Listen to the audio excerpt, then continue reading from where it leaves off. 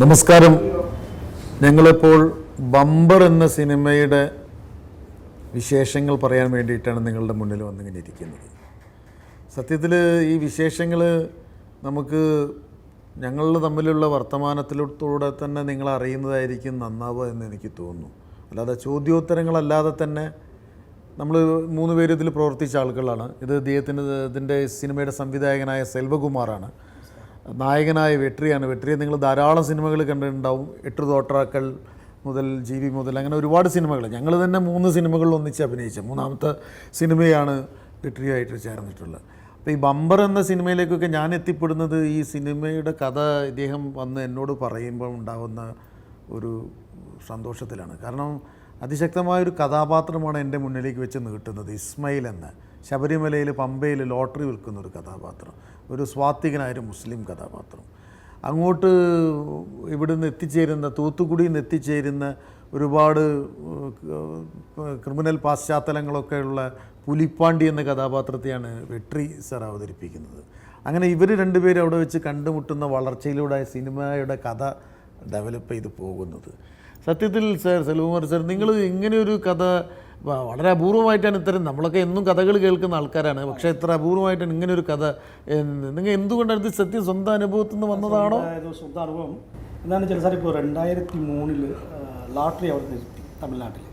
അപ്പോൾ ഈ തെങ്കാസി ഇതെല്ലാം ബോർഡർ.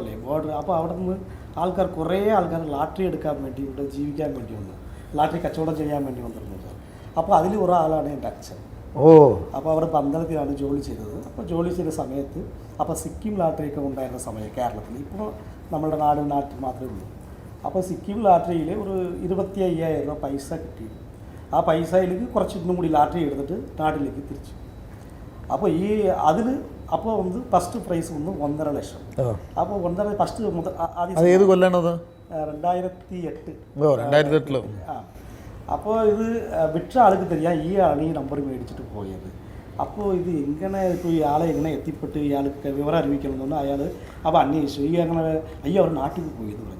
നാട്ടിൽ പോയാൽ അത് 1 മാസം വാല്യൂ ഉള്ളൂ. അപ്പോൾ തിരിച്ച് വന്നാൽ അങ്ങനെയുള്ളൊരു പശ്ചാത്തലത്തിൽ നിന്നാണ് ഇതിൻ്റെ. അപ്പോൾ അയാൾ ഒരാളെ പറഞ്ഞു വിട്ടു. എൻ്റെ അച്ഛനോട് ചോദിച്ചത് എന്തെങ്കിലും അവർ നാട് മാത്രമേ വീട് എന്നൊന്നും അറിയില്ല. അപ്പോൾ നാട്ടിൽ പോയി എന്തെങ്കിലും തപ്പി എടുത്ത് വരണമെന്ന് പറഞ്ഞ് അയാളെ പറഞ്ഞു വിട്ടു. അയാൾ വന്ന് ആ നാട് മുഴുവൻ ചുറ്റി എൻ്റെ വീട്ടിലോട്ട് എത്തി കാര്യങ്ങൾ പറഞ്ഞ്. അപ്പോൾ അത് ഓൺലൈൻ ഒന്നുമില്ലല്ലോ. അപ്പോൾ അവിടെ നിന്ന് ഞാനിവിടെ ലോട്ടറി മേടിക്കാൻ വന്നു, അത് പൈസ മേടിക്കാൻ വന്നപ്പോൾ ഒരു ചെറിയ ഓക്കെ, അത് നമുക്ക് പറയണ്ട. അതാണ് ഈ കഥയിൽ ഞാൻ ഒരു ഇൻസ്പയർ ചെയ്തത്. ഇതാണ് ഈ സംഭവം. Okay, very good. അത് വളരെ അപൂർവമാണ് അല്ലേ? നമ്മളെ ജീവിതത്തിൽ നടന്നൊരു സംഭവത്തെ, അത് അദ്ദേഹത്തിൻ്റെ അച്ഛൻ ലോട്ടറി വാങ്ങുന്ന സമയത്ത് അദ്ദേഹം ചിന്തിച്ചുകൂടി ഇതൊരു നാളെ ഒരു തമിഴ് സിനിമ, എൻ്റെ മകൻ ഇത് സംഭവം ഒരു സിനിമയാക്കാൻ പോവുകയാണെന്നും.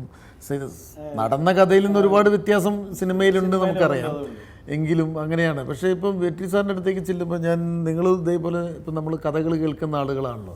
ഇദ്ദേഹം ഒന്ന് കഥ പറഞ്ഞ സമയത്ത് ഇങ്ങനൊരു ലോട്ടറിയും ഇങ്ങനൊരു കഥാപാത്രവും ഒക്കെ വന്നു എന്തായിരുന്നു മനസ്സിലിങ്ങനെ തോന്നിയത്? ഇത് ഒരു നല്ല സിനിമയാവും നമുക്ക് അറിയാം, എങ്കിലും ആദ്യത്തെ ഒരു തോന്നൽ എന്തായിരുന്നു? ஃபஸ்ட்டு ஆக்சுவலாக எனக்கு லாட்ரின்னா என்னென்னு தெரியாது. லாட்ரினா ஓகே, ஒரு கைண்ட் ஆஃப் கேம்பிளிங், அதில் வின் பண்ணுவாங்க அப்படின்றது. பட் எப்படி ரெகுலராக நடக்கும், அதுவும் கவர்மெண்ட்டே நடத்துது அப்படின்றது எனக்கு தெரியாது. அதுக்கப்புறம் இவர் ஒன்று எக்ஸ்பிளைன் பண்ணார். பழைய லாட்ரிலாம் எடுத்துகிட்டு வந்தார். ஆக்சுவலாக கதை சொல்லும் போது கேரளா லாட்ரிஸ்லாம் நிறைய எடுத்துகிட்டு இது பம்பர், அப்போ பம்பர்னால் 1 crore தான் எடுத்துகிட்டு வந்தார்னு நினைக்கிறேன். அந்த லாட்ரி இப்பவும் இருக்குது என்கிட்ட. அந்த 1 crore லாட்ரி காமிச்சு இதுதான் இந்த நம்பர் வந்தால் இந்த மாதிரி இந்த ஆஃபீஸில் போய் வாங்கணும் அப்படின்னு சொல்லிட்டு அதுக்கப்புறம் தான் ஸ்கிரிப்ட் சொன்னார். சொல்லும் போது புலிப்பாண்டி கேரக்டர் எனக்கு ரொம்ப பிடிச்சிருந்தது. ஏன்னா நான் அதுக்கு முன்னாடி பண்ண கேரக்டர்லாம் கொஞ்சம் சட்டிலாக அந்த த்ரில்லர் பேட்டர்னில் பண்ணது. இது ஒரு ரவுடிசம் பண்ணி நிறைய சீன் வச்சுருந்தார் ஆக்சுவலாக புலிப்பாண்டிக்கு. அந்த கேரக்டர் நான் பண்ணுறேன் அப்படின்னும் போது இப்போ இஸ்மாயில் கேரக்டர் சொன்னார். இஸ்மாயில் கேரக்டர் உண்மையிலே அப்படி ஆளுங்கள்லாம் இருப்பாங்களா, இவ்வளோ ஹானஸ்ட்டாக ஒருத்தங்க இருப்பாங்களா அப்படின்ற மாதிரி ஒரு கேள்வி வந்துச்சு. அப்போ தான் சொன்னார் அந்த கேரக்டரை வச்சு கதை சொல்லும்போது ரொம்ப இம்ப்ரெஸ்ஸாக இருந்தது. கண்டிப்பாக இது நான் பண்ணணுன்னு இருந்தால் நான் தான் பண்ணுவேன், நீங்கள் யார்ட்டனாலும் போங்க, பட் நான் தான் பண்ணுவேன் அப்படின்னா ஒரு 4 years 4.5 yearsக்கு அப்புறம் நான் பண்ணேன் இந்த படத்தை. அது என்னென்னா 4.5 വർഷം കഴിഞ്ഞിട്ട് പുള്ളിയെ വിളിച്ച് പ്രൊഡ്യൂസർ വേദാപിച്ച ത്യാഗരാജ് സാർ അടുത്ത് എത്തിച്ചതും പുള്ളിയാണ്. ഞാൻ സംവിധാനം ആകേണ്ട ഒരു മുഖ്യ കാരണം വെട്രി സാർ. அதுக்கப்புறம் நான் பார்த்த ஒரு விஷயம் என்னென்னா, வெற்றி சார் நீங்கள் பண்ணும்போது ரொம்ப எனர்ஜெட்டிக் ஆகிட்டு பண்ணது. இப்போ எஸ்பெஷலி அந்த சேசிங் சீனெல்லாம் இல்லையா, அந்த போகும்போது அது ஒரு டிவைடர் எடுத்து நீங்கள் க்ராஸ் பண்ண ஒரு சீன் அப்படி அதில் ஒரிஜினலாக பண்ணிக்க நமக்கு தெரியும். நல்ல ஒரிஜினல் டிவைடர் தான், நம்ம செட் இல்லை, ஒன்றுமே இல்லை, நல்ல டிராஃபிக் இருக்குது, அந்த ஏரியாவில் வந்து இந்த கேமரா அங்கே ரொம்ப டிஸ்டன்ஸில் வச்சு தான் பண்ணுறது. அப்போ அதெல்லாம் அந்த ஒரு இது பின்ன நீங்கள் பேட்டை துள்ளும்போது வந்த ஒரு எனர்ஜி, அந்த எனர்ஜி எப்படி நீங்கள் அது அந்த கேரக்டருக்கு கொடுத்துருக்கு? இல்லை, அந்த திருவனந்தபுரத்தில் எடுத்ததெல்லாம் வந்து பர்மிஷன் வாங்கலை போலீஸ்கிட்ட. இல்லை இல்லை, ரோடு பர்மிஷன் வாங்கியிருக்கோம். டிராஃபிக் வந்து நம்ம பிளாக் பண்ணல, அது நார்மலாக இருக்கட்டும், நம்ம கேமரா வந்து ஹிடன் பண்ணி வச்சுப்போம் அப்படின்னு சொல்லி வச்சா, திடீர்னு காரில் கொண்டு வந்து இறக்கிட்டு ஓகே கிராஸ் பண்ணி அந்த சைடு ஓடுங்க அப்படின்னு சொல்லுவாங்க. எப்படி கிராஸ் பண்ணுறது, எப்படி வருதோ கிராஸ் பண்ணுங்க அப்படின்னு சரின்னு சொல்லிட்டு அவசர அவசரமாக போய் நானாக பண்ண ஒரு ஸ்டண்ட் தான். இப்படி தான் பண்ணணும் அப்படின்னு பண்ணிக்காமல நானாக ட்ரை பண்ணேன், அது நல்லா அமைஞ்சிருச்சு அந்த ஷாட்டு.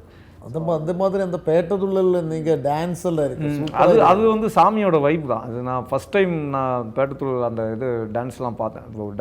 சாமி ஆடுவாங்க, எங்கள் ஊரில் ஆடுவாங்க, பட் இந்த மாதிரி ஒரு இது வந்து நான் இங்கே தான் பார்த்தேன். அந்த சுபுகளை எல்லாம் அங்கே வச்சு அந்த முண்டெல்லாம் இப்படி பார்த்து நீங்கள் வந்தோன்னே அதுதான் ஃபஸ்ட்டு ஷூட்டே, அதுதான் ஃபஸ்ட்டு இது ஷாட்டை எடுத்தாங்க அங்கே தான்.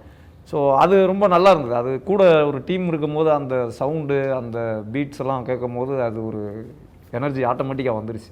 പിന്നെ സിലകുമാർ സാർ நம்ம இப்போ ஒரு ஷஹபாஸ் பாடிய பாட்டு இல்லையா, அந்த மாமகன நீ யாரோ, அந்த கோவிந்த் வசத அந்த மியூசிக், அந்த பாட்டு ஷூட் பண்ணும்போது எனக்கு நம்ம தூத்துக்குடியில் வந்து அப்படியே அந்த Thoothukudi bus stand night day எல்லாமே ட்ராவல் பண்ணிகிட்டே அந்த ஷூட் போயிட்டுருக்கு. அப்போ அதில் பாட்டில் ஒரு கேரக்டர் என்ன ஃபாலோ பண்ண, என்னோட கேரக்டர் ஃபாலோ பண்ண ஒரு கேரக்டர் இருக்குது. ஆக்சுவலி அவர் ஒரு ஆர்டிஸ்ட் தான், நீங்கள் எனக்கு தெரியல.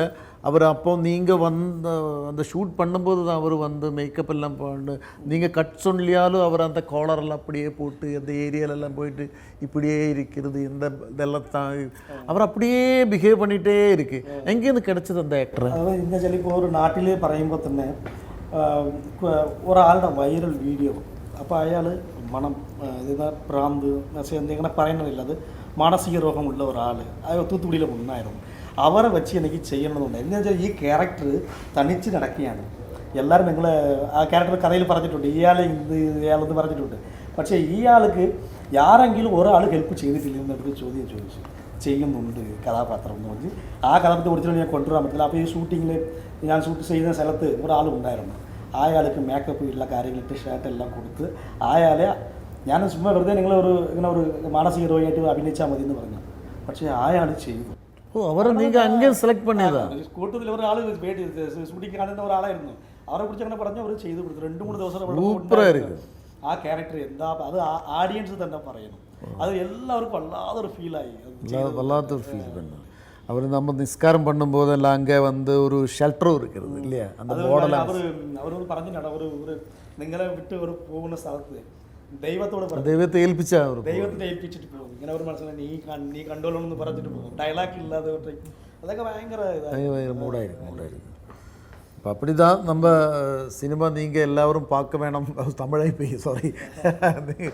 അപ്പോൾ ഞങ്ങൾ സിനിമ ഈ തമിഴാണെങ്കിൽ പോലും ഇത് 5 സീൻ മലയാളമാണ് സംസാരിക്കുന്നത്. കാരണം കേരളത്തിലേക്ക് വന്നതിന് ശേഷം സിനിമ മലയാളമാണ് സംസാരിക്കുന്നത്. അതുകൊണ്ട് തന്നെ ഈ സിനിമയിൽ സത്യത്തിൽ മലയാളം ആർട്ടിസ്റ്റുകൾ കുറേ സെലക്ട് ചെയ്തു. ഞാനടക്കമുള്ള സീമാജി നായർ അടക്കമുള്ള അജയ് ടിറ്റോ എല്ലാവരും എനിക്ക് മലയാളി അവരുടെ ഭാഷ അതെല്ലാം എന്തായാലും തമിഴിൽ നിന്ന് കൊണ്ടുവന്നത് ഇതുകൊണ്ട് ആർട്ടിഫിഷ്യലായിട്ട് മാറുമെന്ന് എനിക്ക് സംശയം.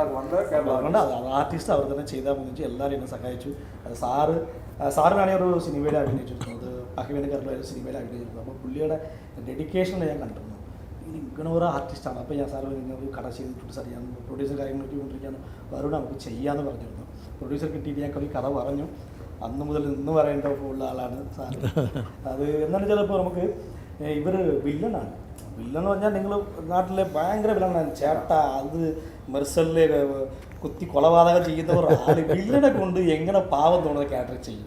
എല്ലാവരുടെ അടുത്ത് പറഞ്ഞു, അല്ല അവർ നടനാണ്, അവർ എന്തെങ്കിലും മാറ്റി ചെയ്തിരിക്കും പറഞ്ഞു. അല്ല അപ്പോൾ എങ്ങനെ ക്യാരക്ടർ ഡിസൈൻ. അപ്പോഴാണ് ഞാൻ റസീദിക്കാരൻ്റെ അടുത്ത് സംസാരിച്ചു. റസീദിക്കാരൻ്റെ ഒരു ചെറിയ പടമാണ് റസീദിക്കാർ. പട്ടൺ റസീദ് സാറ് വലിയ ഒരു കലാകാരനാണ്. അവരുടെ അടുത്ത് ഞാൻ എത്തിച്ചപ്പോൾ, സാർ നിങ്ങളുടെ ശമ്പളം ഇന്നാണ്, എല്ലാം വലിയ ശമ്പളമല്ലേ മേടിക്കുന്നത് സാർ, ഇങ്ങനെ കഥ പറഞ്ഞിട്ട് ചെയ്യാം എന്ന് പറഞ്ഞു. ചെയ്യാം സാർ, ശമ്പളം എന്ന് ചോദിച്ചു. ആദ്യം മെറ്റീരിയലിൻ്റെ കാശായിക്ക്, പിന്നീട് കാര്യങ്ങളൊക്കെ ഞാൻ ശമ്പളം ചോദിച്ചാലേ ഇത് നടക്കുമെന്ന് അറിയില്ല, എനിക്ക് ഞാൻ പടം ചെയ്യാന്ന് പറഞ്ഞു. എനിക്ക് തോന്നുന്നു അതിനുശേഷം പട്ടണ റഷീദ് എന്നെ വിളിക്കുകയായിരുന്നു. എന്നെ വിളിച്ചിട്ട് ഇങ്ങനെ ഹരീഷ് ഫ്രീ ആണെങ്കിൽ ഒന്ന് സ്റ്റുഡിയോയിലേക്ക് വരുമോയെന്ന് ചോദിച്ചു. ഞാനന്ന് ആ ദിവസമല്ല അതിൻ്റെ അടുത്ത ദിവസം ഫ്രീ ആക്കി ചെന്നു കഴിഞ്ഞതിന് ശേഷം നിങ്ങൾ മേക്കപ്പ് ചെയ്തിട്ട് നിങ്ങൾക്ക് വീഡിയോയും ഫോട്ടോസൊക്കെ എടുത്തിട്ടാണ് നിങ്ങൾ കാണുന്നത്. ആദ്യം ഫോട്ടോ അയച്ചു ഫോട്ടോ കണ്ടപ്പോൾ മേക്കപ്പ് കൊള്ളാമല്ലോ ഇങ്ങനെയാണ് വിദേശിച്ചത്. പിന്നീട് ഒരു വീഡിയോ അയച്ചു. അതിൽ അങ്ങനെ നടന്നു വന്നപ്പോഴാണ് എനിക്ക് നമ്മളുടെ ഇസ്മായിലാണ് നടന്നു പറഞ്ഞത്. അത് നിങ്ങൾ എങ്ങനെ ചെയ്ത്, എനിക്കെന്ന് വെച്ചാൽ ക്യാരക്ടറിനെടുത്ത് ഞാൻ പറഞ്ഞിട്ടുണ്ട്. പക്ഷേ അതിൽ ചുമ്മാ വെറുതെ ഇപ്പോൾ മേക്കപ്പ് വെട്ടി ഇട്ട് നടക്കുക എന്ന് പറഞ്ഞാൽ നിങ്ങൾ വെറുതെ നടക്കാം അല്ലേ, മേക്കപ്പിലേ അറിയത്തുള്ളൂ ഡയറക്ടറിന് വേണ്ടി നടന്നിരിക്കാം. പക്ഷേ നിങ്ങൾ അത് ക്യാരക്ടറായിട്ട് മാറി നടന്ന നടയുണ്ടല്ലോ, അവിടെയാണ് ഞങ്ങൾ പ്രൊഡ്യൂസറിൽ അങ്ങനെ നെറ്റി. ഇതാണ് നമ്മളുടെ ഇസ്മായിൽ. അന്ന് ഈ കഥാപാത്രത്തിന് ഒരു ജീവൻ കൊടുത്തത് നിങ്ങളാണ്. എന്തെങ്കിലും സന്തോഷം. இந்த மாஸ்க்கு பிங்க் கலர் மாஸ்க் ஒன்று போனோங்க. அதுக்கு ஃப்ரண்ட்டில் ஒரு வாக்கு அது சாங்கில் அது செம்ம பர்ஃபார்மன்ஸ். அது ரொம்ப எனக்கு அது பார்க்கும்போது அது ரொம்ப பிடிச்சிருந்தது. ஆஹா, ഒറിജിനൽ ഇസ്മായിൽ വന്നിരിക്കാറ് ഇപ്പോൾ ഗുണ്ടയായിട്ട് നടക്കുന്ന ആളാണ് നാട്ടിൽ. പക്ഷേ ഇവർ ആരും സ്നേഹിക്കില്ല. പക്ഷേ നിങ്ങൾക്ക് സ്നേഹം മാത്രമേ അറിയത്തുള്ളൂ. ഇവൻ ആരായി വേണമെങ്കിലും ഇരിക്കട്ടെ, നിങ്ങളൊരു സ്നേഹം വെച്ചാൽ നീ നന്നാവണം, നീ ഇങ്ങനെ ഇരിക്കുന്നു, അങ്ങനെ ഒരു എന്താ പറയുക ഒരു അഡ്വൈസല്ല നിങ്ങൾ പറഞ്ഞത്. നിങ്ങൾക്ക് ഇയാളെ ഇഷ്ടമാണ്. അത് ഒരാൾ എത്ര തെറ്റുകാരനായിരുന്നാലും ഒരാൾ നമ്മൾ സ്നേഹിക്കുമ്പോൾ അവൻ മാറും അല്ല സാർ. അതൊക്കെ അത് ഒരു ഡയലോഗില്ലാതെ അത് നമ്മൾ പടത്തിൽ പറഞ്ഞിട്ടുണ്ട്. എല്ലാവരും കണ്ടിട്ട് അഭിപ്രായം പറഞ്ഞത്. തീർച്ചയായിട്ടും അങ്ങനെ കാണേണ്ട ഒരു പടമാണ്. ഒരുപാട് സന്ദർഭങ്ങൾ, അത്ര ജീവിതത്തിൻ്റെ പല രസകരമായ മുഹൂർത്തങ്ങൾ. ഇതൊരു വെറും ഒരു ലോട്ടറി എടുക്കലും ലോട്ടറി അടിക്കലും അങ്ങനെ മാത്രം പോകുന്നൊരു കഥയല്ല. അതിൻ്റെ അപ്പുറത്തേക്ക് വരുന്ന ഒരുപാട് ജീവിത മുഹൂർത്തങ്ങൾ രണ്ട് ഭാഗത്തും നടക്കുന്നുണ്ട്. ഇത് എനിക്ക് തോന്നുന്നത് ശബരിമലയ്ക്ക് മാത്രമുള്ള യാത്രയല്ല, ശബരിമലയിൽ നിന്ന് തിരിച്ച് തമിഴ്നാട്ടിലേക്കുമുള്ളൊരു യാത്രയുണ്ട്. ഈ രണ്ട് യാത്രക്കിടയിലും ജീവിത ബന്ധങ്ങൾ. ഇപ്പോൾ ഉദാഹരണത്തിന് വെട്രി സാറിൻ്റെ അമ്മ ക്യാരക്ടർ പണി അവർ മനോഹരമായിട്ട് നടിച്ചിരിക്കുക. അത് ഇവർ മാല போட்டதுக்கு அப்புறம் உள்ள அவரோட சேஞ்சு, அந்த குருசாமிக்கு கீழே வீடுறது, நான் ஒன்றுமே சொல்லலை, என்னென்ன கதை வெளியே வேணாம்னு நினச்சி தான் ஒன்றுமே சொல்லலை. பட் அந்த ஏரியாஸ் எல்லாம் இவர் மாலை போகணுன்னு ஷார்ட்டு நானே நிறைய டைரக்டர்ஸ் கிட்ட சொல்லியிருக்குது. நம்ம பேசும்போது இந்த மாதிரி சீன்ஸு, அப்போ அந்த சீன் வந்துட்டு ഞാൻ സ്റ്റോപ്പ് பண்ணும். അപ്പോൾ കണ്ടിപ്പാக பார்க்கணும் എന്നുള്ളൊരു മൂഡ് தான் വരും. അപ്പോൾ അങ്ങനെയാണ് ജനുവരി 3-ാം തീയതി ഞങ്ങളുടെ ഈ ബമ്പർ സിനിമ റിലീസാണ്. നിങ്ങളെല്ലാവരും പോയിട്ട് കാണണം. അത് കേരളത്തിൽ ഒരുപാട് തിയേറ്ററുകളിൽ റിലീസുണ്ട്. മിസ് ചെയ്താൽ നിങ്ങൾക്കാണ് നഷ്ടം. കാരണം ജീവിതത്തിൻ്റെ ഒരുപാട് മനോഹരമായ മുഹൂർത്തങ്ങൾ നിങ്ങളുമായിട്ട് പങ്കുവെക്കുന്നൊരു സിനിമയാണ്. എന്തായാലും പോയി കുടുംബസമേതം പോയി കാണുക. സന്തോഷം.